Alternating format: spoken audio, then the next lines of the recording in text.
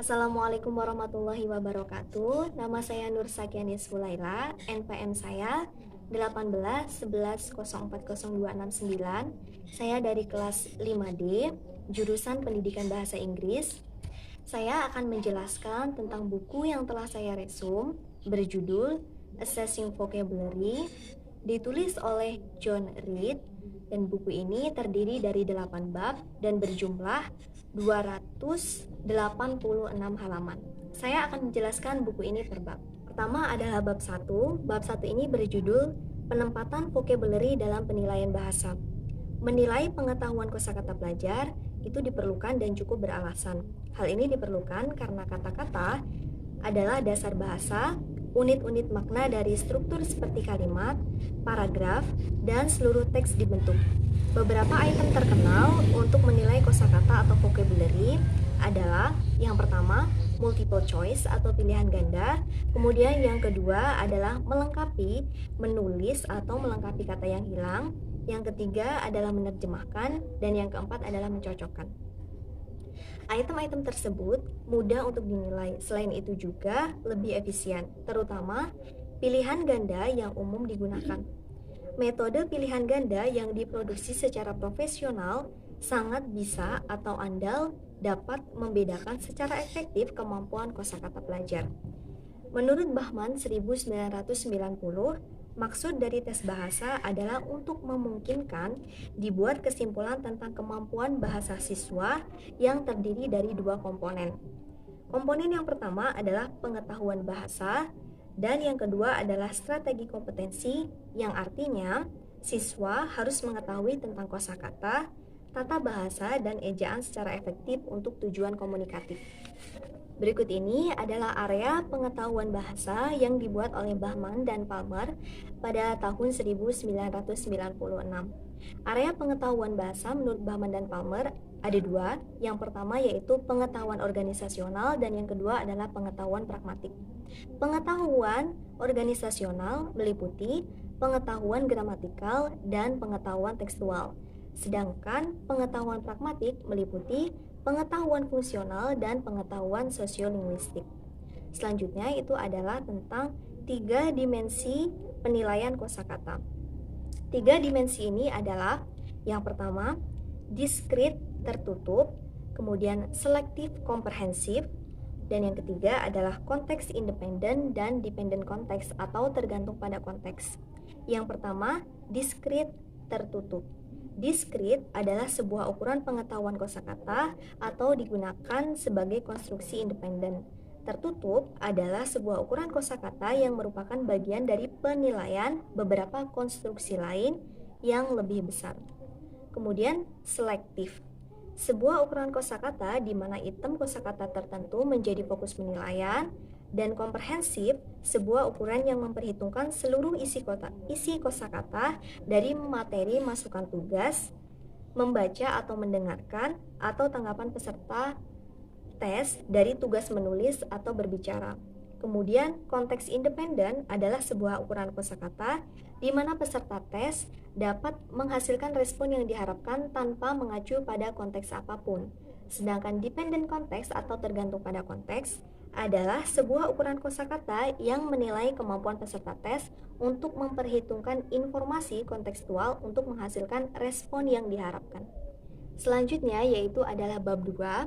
Bab 2 ini berjudul Sifat dari Kosakata. Dalam bab ini akan dijelaskan tentang apa itu kata, kemudian bagaimana dengan item leksikal yang lebih besar, dan yang ketiga adalah apa arti dari mengetahui leksikal item atau item leksikal.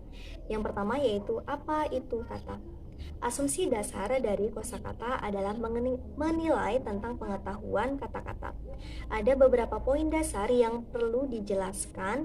Salah satunya adalah perbedaan antara token dan tipe yang berlaku untuk setiap hitungan kata dalam teks.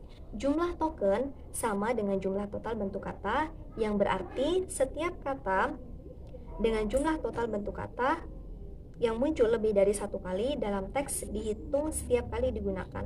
Sedangkan jumlah tipe atau jumlah jenis adalah jumlah total bentuk kata yang berbeda, sehingga kata yang diulang berkali-kali hanya dihitung satu kali. Kata-kata semacam artikel, preposisi, kata ganti, kata penghubung, kata bantu, dan lain-lain sering dianggap sebagai kata-kata fungsi dan dianggap lebih tergolong dalam tata bahasa. Satu komplikasi lebih lanjut dalam mendefinisikan apa itu kata adalah homograf. Homograf adalah bentuk kata tunggal yang memiliki setidaknya dua arti yang sangat berbeda sehingga jelas termasuk dalam rumpun kata yang berbeda. Dalam konteks pengujian, kita dapat berasumsi hanya karena pelajar mendemonstrasikan pengetahuan tentang satu makna bahwa mereka telah mengerti dan memahami makna yang lainnya. Yang kedua, pembahasan tentang bagaimana dengan item leksikal yang lebih besar. Poin utama kedua tentang kosakata adalah bahwa kosakata terdiri lebih dari satu kata tunggal. Pauli dan Sider 1983 berpendapat bahwa kemampuan bicara dengan lancar didasarkan pada pengetahuan tentang ribuan kalimat yang dihafal dan seluruh kalimat yang dileksikalisasikan sebagai tingkat atau ke berbagai tingkat. Natinger dan Decario mengidentifikasi 4 kategori frase leksikal. Yang pertama yaitu polywords, yang kedua adalah ekspresi, yang ketiga adalah constraint frasa, dan yang keempat adalah pembangun kalimat. Kemudian yang pembahasan ketiga yaitu adalah apa arti dari mengetahui item leksikal. Richard 1976 dalam artikelnya menguraikan serangkaian asumsi tentang kompetensi leksikal yang tumbuh dari perkembangan teori linguistik pada 1960-an dan 1970-an. Asumsi pertama adalah bahwa pengetahuan kosakata penutur asli terus berkembang dalam kehidupan dewasa berbeda dengan stabilitas relatif kompetensi gramatikal mereka. 7 asumsi lainnya yaitu 1. Mengetahui sebuah kata berarti mengetahui tingkat kemungkinan menemukan kosakata dalam ucapan atau tulisan. Yang kedua, mengenal sebuah kata berarti mengetahui batasan penggunaan kata menurut variasi fungsi dan situasi. Yang ketiga adalah mengetahui sebuah kata berarti mengetahui sintaksis yang terkait dengan kata tersebut. Yang keempat adalah mengetahui sebuah kata memerlukan pengetahuan tentang asosiasi jaringan antara kata-kata tersebut dengan kata lainnya. Yang kelima adalah mengetahui sebuah kata memerlukan pengetahuan bentuk dasar dari sebuah kata dan derivasi yang dapat dibuat darinya. Yang keenam, mengetahui sebuah kata berarti mengetahui nilai semantik dari sebuah kata, sedangkan yang terakhir atau yang ketujuh adalah mengetahui sebuah kata berarti mengetahui arti lain dari kata tersebut. Nation 1990 berpendapat menurutnya bahwa kemampuan menggunakan sebuah kata menggunakan atau membutuhkan pengetahuan yang lebih luas melebihi apa yang dibutuhkan. Komponen pengetahuan kata menurut Notion 1990 terdiri dari bentuk lisan, bentuk tulisan, posisi. Posisi ini dibagi menjadi dua yaitu pola gramatikal dan kolokasi. Kemudian fungsi dibagi menjadi frekuensi dan ketepatan. Kemudian arti terbagi menjadi konsep dan asosiasi. Kemudian Dell 1956 mengidentifikasikan 4 tahap dasar dalam mengetahui sebuah kata. Tahap pertama yaitu saya belum pernah melihatnya. Tahap kedua, saya pernah mendengarnya tapi tidak pernah melihatnya. Tahap ketiga, saya mengenalnya dalam konteks. Sedangkan tahap keempat, saya mengetahuinya. Ia juga membahas tentang tahap kelima yaitu mampu membedakan dari kata lain terkait erat dengan arti dan bentuk. Kemudian penjelasan selanjutnya yaitu tentang apa itu kemampuan kosakata. Bauman dan Palmer 1996 mengungkap bahwa kemampuan kosakata mencakup mengetahui pengetahuan tentang bahasa dan kemampuan untuk menentukan atau menempatkan bahasa untuk digunakan dalam konteks. Mengungkapkan ketiga komponen adalah sebagai berikut. Yang pertama, konteks penggunaan kosakata. Yang kedua, pengetahuan kosakata dan proses dasar. Yang ketiga, strategi kognitif untuk mengetahui penggunaan kosakata. Selanjutnya, pembahasan tentang konteks penggunaan kosakata. Tujuan dari pembelajar biasanya lebih sederhana, yaitu adalah memperkirakan berapa banyak kata yang lebih umum mereka ketahui. Berikut ini adalah beberapa variasi di mana konteks dapat mempengaruhi arti leksikal. Yang pertama yaitu adalah perbedaan lintas generasi, yang kedua adalah perbedaan interpretasi antar ragam bahasa, dan yang ketiga adalah perbedaan penggunaan terminologi. Selanjutnya, pembahasan tentang penggunaan kosakata dan proses mendasar. Komponen kerangka kemampuan menurut kosakata menurut Chappelle adalah komponen yang paling terkenal dan digunakan. Chappelle menguraikan 4 dimensi pengetahuan komponen atau 4 dimensi komponen tersebut. Yang pertama yaitu adalah ukuran kosakata, yang kedua adalah pengetahuan tentang karakteristik kata, yang ketiga adalah pengorganisasian leksikon, dan yang keempat adalah proses dasar kosakata. Sedangkan pembahasan yang terakhir yaitu adalah tentang strategi metakognitif untuk penggunaan kosakata. Definisi kemampuan kosakata, Chappell dan Bachman 1990 menyebutkan sebagai kompetensi strategi. Strategi ini digunakan oleh semua pengguna bahasa untuk mengatur cara mereka menggunakan pengetahuan kosakata mereka dalam komunikasi, baik untuk mengekspresikan ide dengan jelas dan untuk mencapai tingkat formalitas. Pelajar memiliki strategi khusus yaitu strategi metakognitif dalam situasi komunikasi karena harus mengatasi kurangnya pengetahuan kosakata agar dapat berfungsi secara efektif. Beberapa strategi khusus yang dibahas oleh Billung dan Kulka dan Levenstone dan penelitian lainnya di bidang ini adalah sebagai berikut. Yang pertama yaitu adalah parafrase, yang kedua adalah mengalihkan bahasa, yang ketiga penggunaan istilah superordinat, dan yang keempat adalah banding otoritas. Di situasi lain, di mana peserta didik perlu menerapkan strategi metakognitif adalah ketika mereka menemukan kata-kata dalam bacaan yang memiliki beberapa pilihan atau yang belum pernah mereka lihat sebelumnya. Pilihan-pilihan yang mereka dapat pilih yang pertama yaitu adalah terus membaca tanpa memahami kata tersebut, mencari di kamus, kemudian menanyakannya kepada guru atau orang yang lebih mahir, dan yang keempat atau yang terakhir adalah menebak artinya dengan petunjuk kontekstual. Selanjutnya adalah pembahasan tentang bab 3 yang berjudul penelitian tentang pemerolehan dan penggunaan kosakata. Ada 3 alasan untuk mereview penelitian ini dalam buku tentang penilaian kosakata. Yang pertama adalah pengguna signifikan tes kosakata sebagai instrumen dalam studi mereka.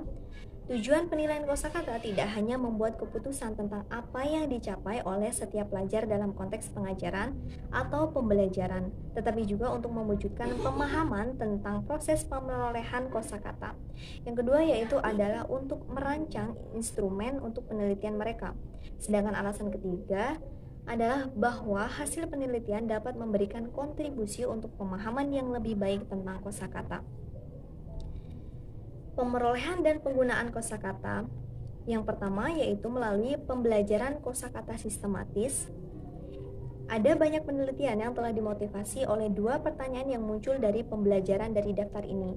Yang pertama yaitu adalah apa karakteristik kata-kata dan penyajiannya terhadap siswa yang cenderung membuat pembelajaran lebih mudah atau lebih sulit. Kemudian yang kedua, pastinya ada teknik yang lebih baik dari menghafal untuk memasukkan item-item ini ke dalam ingatan. Beberapa temuan penting dari pertanyaan ini adalah kata-kata yang termasuk dalam kelas kata berbeda menurut seberapa sulit kata untuk dipelajari. Teknik mnemonik adalah metode yang sangat efektif untuk memperoleh pengetahuan awal tentang arti bahasa kedua.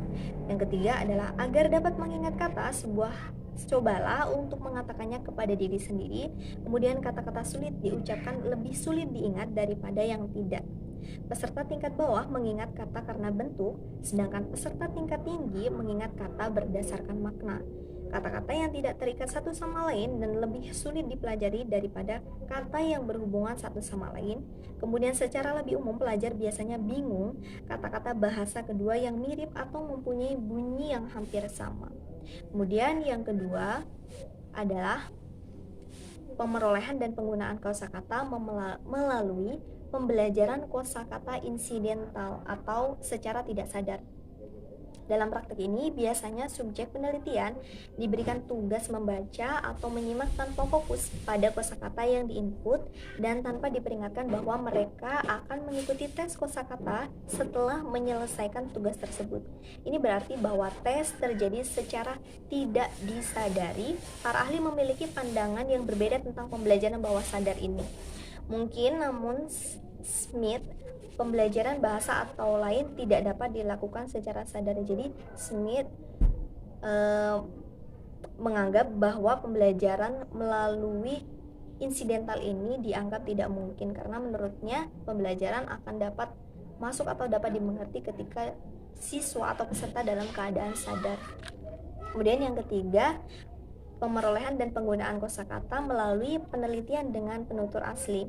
Nagy, Herman, dan Anderson memperkirakan bahwa probabilitas mempelajari sebuah kata saat membaca adalah antara 10 dan 25%, sedangkan dalam studi lain hanya 5%. Alasan perbedaan tersebut adalah bahwa tes terakhir dilakukan 6 hari setelah anak melakukan tugas membacanya daripada segera setelahnya.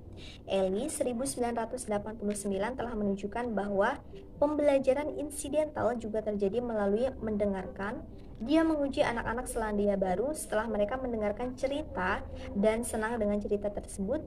Mereka memperoleh keuntungan yaitu tentang kata-kata target meskipun guru tidak menjelaskan sama sekali. Yang keempat, tentang pemerolehan dan penggunaan kosakata yaitu penelitian bahasa kedua. Lupescu dan Day 1993 menemukan bahwa pelajar yang diizinkan menggunakan kamus dwi bahasa mendapat nilai lebih tinggi pada tes kosakata daripada siswa yang tidak diizinkan. Pelajar juga menunjukkan lebih banyak pengetahuan kosakata setelah membaca daripada yang tidak. Terdapat bukti bahwa akses membaca ke berbagai penjelasan kata-kata ini berarti siswa terlibat perilaku belajar yang lebih aktif dan mencapai program yang lebih tinggi. Pembelajaran kosakata dengan cara menyimak mendapatkan jauh lebih sedikit perhatian daripada belajar melalui membaca. Kemudian yang kelima, menyimpulkan arti kata dari konteks. Fokus utama pelajar adalah pemahaman wacana lisan atau tertulis. Namun pelajar harus menemukan strategi-strategi yang cocok. Strategi Clark dan bangsa misalnya mencakup langkah-langkah seperti mengidentifikasi kelas kata yang tidak dikenal, mencari kata yang bersesuaian, menghubungkan kata dengan kalimat lain dalam teks, dan menganalisis struktur kata itu sendiri menjadi prefiks, akar, dan sufiks. Yang keenam adalah pertanyaan tentang leksikal inferensial. Berikut ini adalah pertanyaannya. Yang pertama yaitu adalah jenis informasi apa yang tersedia bagi pembaca untuk membantu mereka menebak arti kata yang tidak diketahui dalam teks.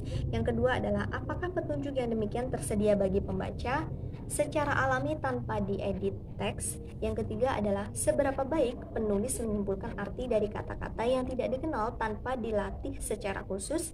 Yang keempat adalah apakah pelatihan strategi merupakan cara efektif untuk mengembangkan keterampilan menyimpulkan leksikal pelajar? Dan yang kelima, pertanyaannya adalah apakah kesimpulan yang sukses mengarah pada perolehan kata-kata? Kemudian, yang ketujuh yaitu adalah strategi komunikasi. Forge dan Casper 1963 mengklasifikasikan strategi komunikasi ke dalam dua kelompok besar. Yang pertama yaitu adalah strategi pengurangan atau penghindaran, atau biasa disebut juga dengan strategi pengalihan. Ini adalah ketersediaan topik, pesan strategi, dan lain-lain. Kemudian yang kedua adalah strategi kompensasi atau prestasi yang terdiri dari pengulangan kata, bahasa kata, dan transfer bahasa kedua. Perbedaan mendasar dari kedua strategi tersebut adalah bahwa dalam kasus pertama, penutur dihadapkan pada kesulitan komunikasi mengubah apa yang awalnya ingin mereka katakan. Sedangkan dalam kasus kedua, mereka melanjutkan untuk mengungkapkan makna yang mereka maksudkan sebaik mungkin. Alasan perluasan strategi karena penulis telah mendefinisikan ruang lingkup mereka secara berbeda. Strategi komunikasi adalah rencana yang berpotensi didasari untuk memecahkan apa yang bagi individu muncul sebagai masalah dalam mencapai tujuan komunikatif tertentu. Kemudian, sebagai kesimpulannya adalah sebagian besar peneliti telah memfokuskan secara spesifik pada strategi leksikal dan merancang tes yang mewajibkan pelajar untuk mengatasi kurangnya pengetahuan mereka tentang kosakata tertentu. Kedua, ukuran selektif daripada komprehensif digunakan dalam penelitian akuisisi kata. Tes menilai apakah peserta didik memiliki beberapa pengetahuan tentang serangkaian kata-kata target dan atau keterampilan kosakata tertentu yang diminta oleh peneliti. Selanjutnya adalah pembahasan tentang bab 4 yang berjudul tentang penelitian tentang penilaian kosakata. Dalam bab ini dibahas tentang 8 penilaian kosakata yang dapat digunakan. Yang pertama yaitu pengujian objektif. Dalam pengujian objektif ini dibahas tentang bagaimana kosakata menjadi populer sebagai komponen tes bahasa objektif. Yang pertama adalah kata-kata diperlakukan sebagai unit linguistik independen dengan makna yang diungkapkan oleh sinonim, frasa pendek, atau setara terjemahan. Tes kosakata pilihan ganda terbukti memiliki karakteristik teknis yang sangat baik sehubungan dengan persyaratan teori psikomotorik. Kemudian yang ketiga, daripada hanya mengukur pengetahuan kosakata, tes kosakata objektif tampaknya merupakan indikator yang valid dari kemampuan bahasa dalam arti yang luas. Pada tes kosakata objektif, penilaian peserta didik berfokus terutama pada pengetahuan mereka tentang elemen-elemen struktural individual dari bahasa tersebut. Lado dengan penulisan lainnya merekomendasikan penggunaan item tes objektif seperti pilihan ganda, pencocokan, label gambar, pengisian kosong, dan terjemahan kata. Yang kedua, dari penelitian tentang penilaian kosakata yaitu item kosakata pilihan ganda. Meskipun item ini banyak dipilih dan digunakan, menurut Westche dan Paribas mengkritik item ini. Kritik-kritik mereka yaitu yang pertama, mereka sulit untuk membangun dan membutuhkan pengujian lapangan yang melelahkan, analisis, dan juga penyempurnaan. Yang kedua, pelajar mungkin tahu arti lain dari kata itu, namun bukan memilih kata yang dicari.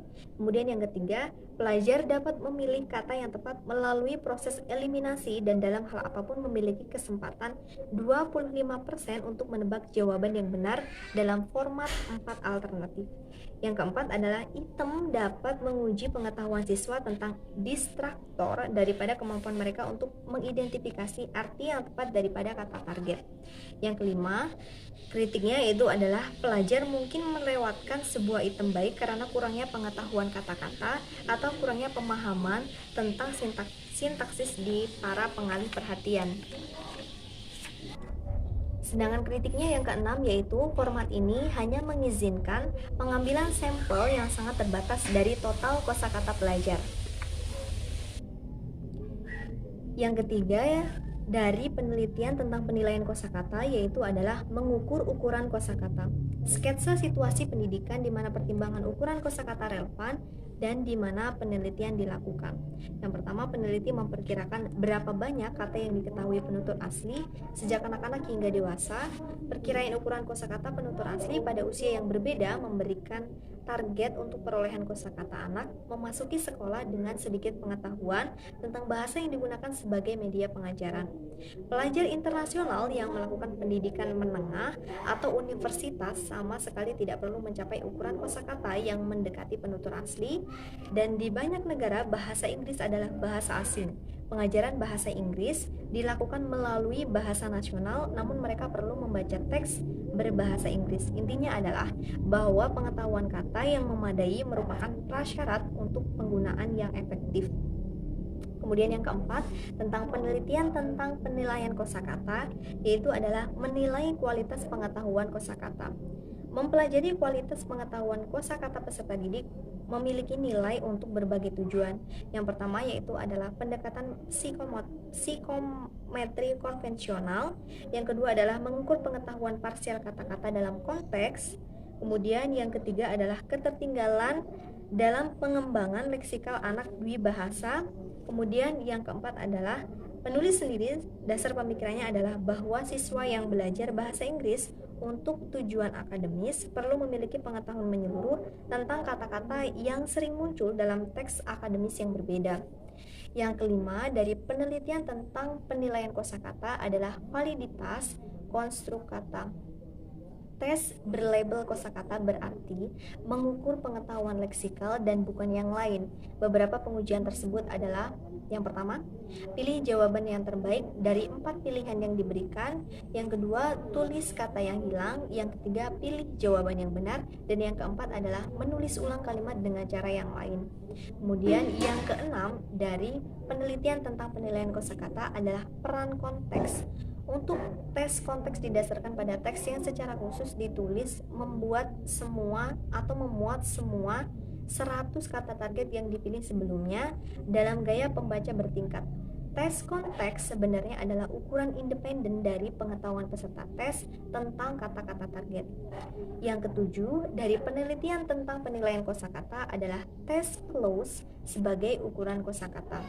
Tes close standar terdiri dari satu atau lebih bacaan kata-kata kata-katanya yang dihapus sesuai dengan rasio tetap.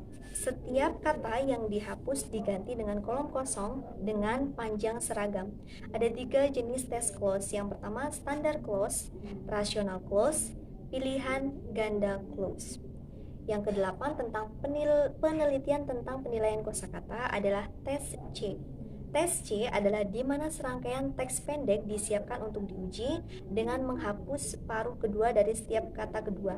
Penelitian menafsirkan sebagai bukti bahwa uji C sangat baik sebagai ukuran dari apa yang Alderson sebut sebagai pengetahuan tingkat rendah tentang unsur-unsur terkenal atau unsur-unsur leksikal dan gramatik. Sementara pada saat yang sama ia juga menggunakan tingkat kompetensi tekstual yang ditunjukkan oleh korelasi substansial dengan subtes membaca dan menulis. Kesimpulan dari bab ini adalah tes kosakata diskrit selektif tidak tergantung konteks telah menjadi bagian penting dari pengukuran pendidikan selama hampir seluruh abad ke-20. Mereka memiliki semua keutamaan tes membaca. Saat yang sama, item kosakata pilihan ganda masih menjadi pilihan utama.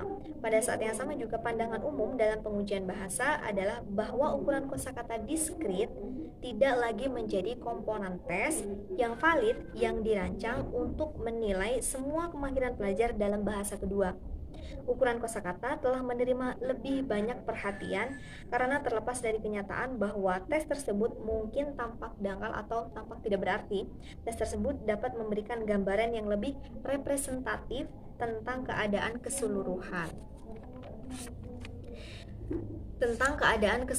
Kosakata pelajar. Pengukuran kualitas pengetahuan kosakata juga memiliki nilai yang cukup spesifik.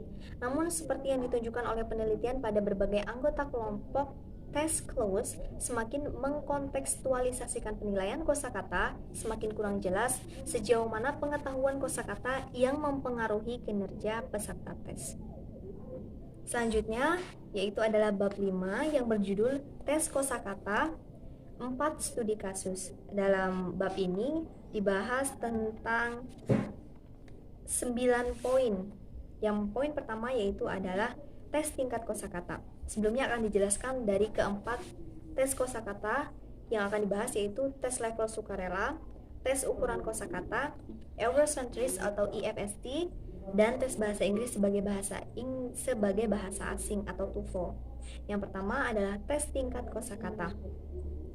Tes tingkat kosakata dirancang oleh Paul Nation di Victoria University of Wellington di Selandia Baru pada awal 1980-an sebagai instrumen sederhana untuk digunakan di ruang kelas oleh guru untuk membantu mereka mengembangkan pengajaran kosakata yang sesuai dan program pembelajaran bagi siswanya. Yang kedua, EFST sebagai ukuran kosakata. Jika tes Eurocentris ingin memiliki aplikasi yang lebih luas daripada hanya sebagai alat penempatan untuk sekolah bahasa, kita juga perlu mempertimbangkan validitasnya sebagai ukuran kosakata, dan untuk ini kita harus melihat berbagai aspek dasarnya. Aspeknya yaitu yang pertama adalah format tes, kemudian pemilihan kata yang diuji, dan penilaian tes. Intinya pada tes ini peserta tes diminta untuk menunjukkan apakah mereka mengenali setiap rangkaian kata sebagai kata dalam bahasa Inggris. Tidak seperti format tes tingkat kosakata yang satu ini mencakup pemeriksaan langsung apapun pemahaman mereka atas tes kata-kata individual. Ini mengasumsikan bahwa peserta tes nantinya jujur dan realistis terhadap yang dikerjakan. Yang ketiga yaitu adalah skala pengetahuan kosakata. Berikut ini adalah desain skalanya. Desain skalanya terdiri 1, 2, 3, 4, dan 5. 1. Saya tidak ingat pernah melihat kata ini. Yang kedua, saya sudah pernah melihat kata ini sebelumnya, tapi saya tidak tahu artinya. 3. Saya pernah melihat kata ini sebelumnya dan saya pikir artinya. Juga ditambahkan tentang sinonim dan terjemahannya. Yang keempat, saya tahu kata ini, artinya, sinonim dan terjemahannya. Kemudian yang kelima, saya dapat menggunakan kata ini dalam kalimat. Dan jika kamu mengerjakan di bagian silahkan kerjakan juga bagian 4. Artinya, jika ingin mencapai level 5 juga harus mengetahui level keempat, yaitu tentang sinonim atau terjemahannya. Yang keempat, tes bahasa Inggris sebagai bahasa Inggris atau TOEFL. Tujuan utama TOEFL adalah untuk menilai apakah siswa asing berencana untuk belajar di lembaga tersier di mana bahasa Inggris adalah media pengajaran yang memiliki tingkat kemahiran yang cukup dalam bahasa untuk dapat melakukan studi akademik mereka tanpa terhambat oleh kesulitan terkait dengan bahasa. Skor TOEFL sebagai dasar untuk memutuskan apakah para profesional terlatih asing seperti dokter cukup mahir dalam bahasa untuk mempraktikkan keterampilan mereka dengan lingkungannya. Ini berarti bahwa tes memiliki peran gerbang yang penting karena hal ini dapat mempengaruhi prospek masa depan seseorang untuk pendidikan dan pengajaran. Secara khusus, pengujian kosakata tertanam atau embedded menjadi semakin baik dan bergantung pada konteks sebagai hasil revisi berturut-turut dari berbagai pengujian selama beberapa periode. Oleh karena itu, kami perlu menelusuri perkembangan tes dari awal 1960-an hingga sekarang untuk melihat bagaimana perubahan itu terjadi. Yang kelima, item kosakata asli. Sejak awal tahun 1964 hingga pertengahan 1970-an, TOEFL terdiri dari 5 bagian. Yang pertama, pemahaman mendengarkan, kemudian struktur bahasa Inggris kosakata, pemahaman bacaan dan kemampuan menulis. Juga ada 2 jenis tes kosakata yang diberi label penyelesaian kalimat dan pencocokan sinonim. Kemudian yang keenam, revisi tahun 1967 untuk TOEFL. Ini adalah contoh klasik item point discrete. Mereka sangat efektif dari perspektif psikometri, namun seperti yang dilaporkan PIK 1979, mereka kritik karena mendorong siswa untuk menghabiskan waktu secara tidak produktif mempelajari daftar kata sinonimnya. Kata-kata ini juga diuji juga seringkali tidak umum atau historis yang tidak mungkin berguna bagi siswa asing dalam mengajar studi akademis mereka. Karena itu, PIK membuat format tes kosakata baru yang mensimulasikan lebih dekat pengalaman pembaca menemukan kata-kata dalam konteksnya. Yang ketujuh, yaitu dari menuju pengetahuan yang lebih kontekstual. Ini masih terkait dengan TOEFL, yaitu kritik terhadap item tes kosakata TOEFL terus berlanjut. Namun format terbaik secara keseluruhan adalah format di mana banyak kata target yang disematkan dalam sebuah bacaan dengan 4 pilihan ganda untuk setiap kata. Format ini yang paling kontekstual memiliki reliabilitas tertinggi, korelasi tertinggi dengan skor total kosakata, dan memiliki item yang membedakan rata-rata terbaik. Jadi menurut studi Henning, format tes kosakata yang mendorong peserta tes untuk menggunakan informasi tekstual tidak hanya memiliki validitas wajah yang lebih besar, tetapi juga kualitas psikometri yang sangat diinginkan. Yang kedelapan, tentang tes TOEFL, yaitu kosakata dalam versi 1995. Dalam revisi TOEFL tahun 1995, kumpulan item kosakata yang terpilih dieliminasi dari tes sebaliknya. Mereka dijadikan sebagai bagian integral dari bagian pemahaman bacaan. Namun, secara umum, item tampak lebih bergantung pada konteks signifikan daripada yang berbasis kalimat dalam versi pra 1995. Dan yang kesembilan yaitu adalah situasi saat ini untuk TOEFL. Perkembangan terakhir dalam cerita ini terjadi pada tahun 1998 dengan diperkenalkannya TOEFL versi komputer. Di sebagian besar negara, kandidat sekarang mengikuti tes di stasiun pengujian individu duduk di depan komputer, dan menggunakan mouse untuk merekam tanggapan mereka terhadap item yang disajikan kepada mereka di layar.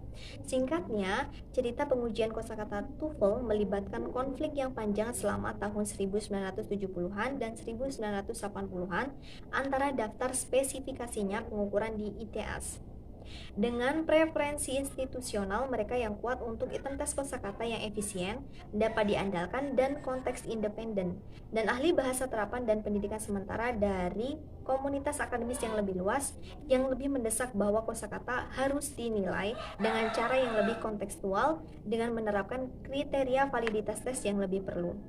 Hanya setelah Henning 1991 menemukan bahwa item kosakata yang disajikan dalam teks bacaan dapat secara psikometri baik sehingga perubahan substansi dibuat ke format tes yang lebih tertanam dan bergantung pada konteks.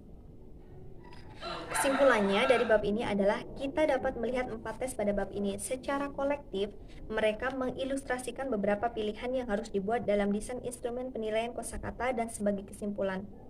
Mari kita tinjau apa saja pilihan tersebut. Pertimbangan pertama adalah kesederhanaan tugas penilaian.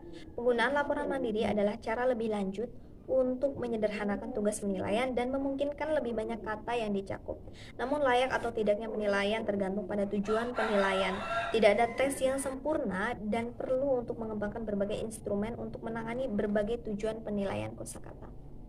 Selanjutnya yaitu adalah bab 6 tentang desain tes kosakata diskrit.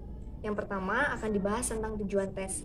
Mengikuti pandangan Bahman dan Palmer, langkah pertama dalam desain tes bahasa adalah menentukan tujuan tes.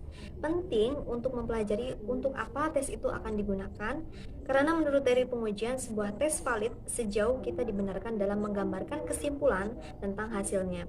Secara umum dapat diidentifikasi 3 kegunaan tes bahasa. Yang pertama yaitu adalah untuk penelitian, kemudian membuat keputusan tentang pelajar, dan yang ketiga membuat keputusan tentang program bahasa. Yang kedua dibahas tentang definisi konstruksi. Landasan penting lainnya untuk validitas uji adalah mendefinisikan konstruksi yang ingin kita ukur. Bahman dan Palmer 1996 menyatakan bahwa ada 2 pendekatan untuk membangun definisi, berbasis silabus dan juga berbasis teori. Definisi berbasis silabus tepat jika penilaian kosakata berlangsung dalam suatu program studi, sehingga item leksikal dan keterampilan kosakata yang akan dinilai dapat ditentukan dalam kaitannya dengan tujuan pembelajaran kursus. Untuk tujuan penelitian dan dalam uji profesiensi, definisi konstruk perlu didasarkan pada teori untuk mencapai kejernihan dan standarisasi yang lebih besar diwakili 3 dimensi. Dan 3 dimensi tersebut adalah kosakata reseptif dan produktif, pengakuan, dan penarikan kembali atau recall. Yang ketiga adalah komprehensi dan kegunaan. Komprehensi berarti bahwa pelajar dapat memahami sebuah kata ketika mereka menemukannya dalam konteks, saat mendengarkan atau membaca sambil menggunakan cara bahwa kata tersebut muncul dalam ucapan atau tulisan mereka sendiri. Yang keempat, karakteristik tes input. Dalam bagian ini, penulis hanya fokus terhadap 2 aspek karakteristik desain tugas, yaitu input dan karakteristik respon yang diharapkan. Yang kelima, pemilihan kata target.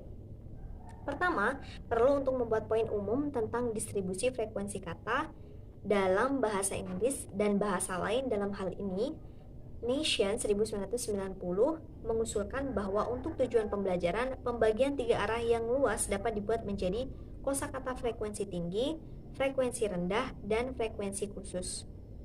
Yang keenam adalah presentasi kata. Bagian-bagian ini ditunjukkan: pertama, kata-kata dalam isolasi, kedua, kata-kata dalam konteks, dan 3, salah satu fungsi konteks dalam item point diskrit tradisional adalah untuk memberi sinyal arti tertentu atau penggunaan kata target frekuensi tinggi yang perancang tes ingin menguji. Di sisi lain, jika kata target adalah kata frekuensi rendah yang tidak diharapkan untuk diketahui oleh peserta didik, kemampuan untuk menyimpulkan maknanya atas dasar petunjuk kontekstual mungkin tepat apa yang akan dinilai. Dalam tes jenis mengingat pengetahuan kosakata produktif, di mana peserta tes diharapkan memberikan kata target daripada dihadapkan secara langsung, konteks kalimat adalah salah satu cara untuk memunculkan kata. Kemudian yang ketujuh yaitu karakteristik respon yang diharapkan. Karakteristik respon yang diharapkan dibagi menjadi dua, yaitu laporan diri berbalik dengan respon yang dapat diverifikasi, kemudian pengujian satu bahasa berbalik dengan dua bahasa. Kemudian yang kedelapan adalah contoh praktis. Tes kemajuan kelas. Tujuan tes kelas umumnya untuk menilai kemajuan pelajar dalam pembelajaran kosakata dan lebih khusus lagi untuk memberi mereka insentif untuk terus belajar kosakata secara teratur. Dalam tes kemajuan kelas ada beberapa item yang digunakan sebagai pilihan. Yang pertama adalah item pencocokan, kedua item completion atau melengkapi, atau bisa disebut juga dengan blank filling item. Kemudian yang ketiga item menulis atau kalimat. Kemudian yang keempat adalah item tes umum. Yang kesembilan adalah menguji kedalaman pengetahuan kosakata. Menguji kedalaman pengetahuan kosakata dilakukan melalui tes asosiasi kata.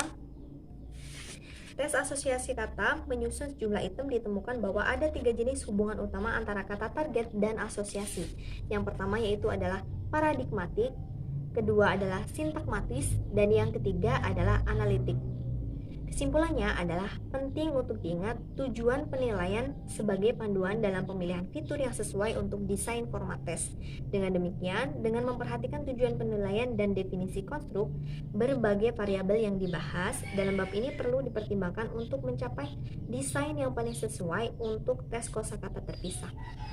Bab selanjutnya yaitu adalah bab 7 tentang pengukuran kosakata yang komprehensif. Langkah-langkah komprehensif sangat cocok untuk prosedur penilaian, di mana kosakata tertanam sebagai salah satu komponen pengukuran konstruk yang lebih besar, seperti komunikatif kompetensi dalam berbicara, kemampuan menulis akademik, atau pemahaman mendengarkan. Ukuran statistik yang disajikan dalam bab ini lebih mungkin digunakan oleh para peneliti yang menyelidiki aspek pengemban kosakata bahasa kedua daripada oleh guru atau pendidik yang membuat keputusan tentang peserta didik. Pertama akan dibahas tentang pengukuran input test. Kelly berpendapat bahwa kurangnya kosakata adalah hambatan utama untuk keberhasilan pemahaman mendengarkan bagi pelajar bahasa tingkat lanjut. Para peneliti juga menemukan bahwa pengetahuan kosakata adalah apa yang paling dibutuhkan siswa untuk memahami apa yang mereka baca.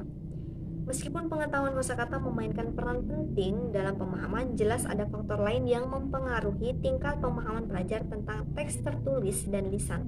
Beberapa faktor tersebut yaitu, yang pertama, keterbacaan teks tertulis, yang kedua, kemampuan mendengarkan teks lisan. Xiaomi dan Inbar 1991 merancang tes yang menyajikan informasi faktual yang sama melalui 3 jenis teks lisan yang berbeda. Yang pertama yaitu adalah monolog tertulis yang mensimulasikan siaran berita. Yang kedua adalah kuliah semi skrip berdasarkan catatan tertulis. Yang ketiga adalah dialog tanpa naskah dalam bentuk konsultasi antara pakar dan penanya dengan interaksi konstan. Selanjutnya yaitu adalah tentang ukuran-ukuran produksi belajar. Yang pertama, pengukuran statistik dari menulis. Salah satu cara di mana kita dapat menilai produksi tertulis siswa adalah dengan menghitung berbagai statistik yang mencerminkan penggunaan kosakata mereka. Peran tugas menulis dan bagaimana statistik dihitung. Yang pertama itu adalah pengaruh tugas menulis. Dalam penelitian ini, penting untuk mempertimbangkan kesesuaian tugas menulis dalam kaitannya dengan pertanyaan penelitian dan sangat berhati-hati tentang interpretasi hasil jika antara komposisi yang ditulis sebagai tanggapan terhadap topik atau tugas yang berbeda. Intinya, dalam bab ini dijelaskan tentang langkah-langkah yang dapat digunakan untuk menilai isi kosakata dari tulisan dan ucapan mereka. Dapat diterapkan baik untuk evaluasi teks sebagai masukan untuk tes membaca atau mendengarkan dan penilaian dari apa yang dihasilkan peserta didik dalam menanggapi tugas menulis atau berbicara. Dalam bab 8 dibahas tentang perkembangan selanjutnya dalam penilaian kosakata. Dalam bab ini, John Reed telah mengidentifikasi cara-cara di mana penilaian kosakata terkini didasarkan pada pandangan terbatas tentang sifat kosakata dan kemudian mengeksplorasi karya terbaru dalam linguistik terapan yang membantu kita untuk memperluas perspektif kita dengan berbagai cara. Meskipun telah memberikan penekanan khusus pada linguistik korpus, ada banyak bidang lain yang memiliki kontribusi berharga untuk diberikan. Dalam bab ini juga dibahas tentang pentingnya perangkat lunak korpus komputer yang memungkinkan kita untuk menghitung frekuensi dan jangkauan item leksikal tertentu dalam kumpulan teks yang besar dengan lebih efisien daripada yang mungkin dilakukan di masa lalu. Demikian tadi penjelasan tentang buku yang telah saya resum. Terima kasih. Wassalamualaikum warahmatullahi wabarakatuh.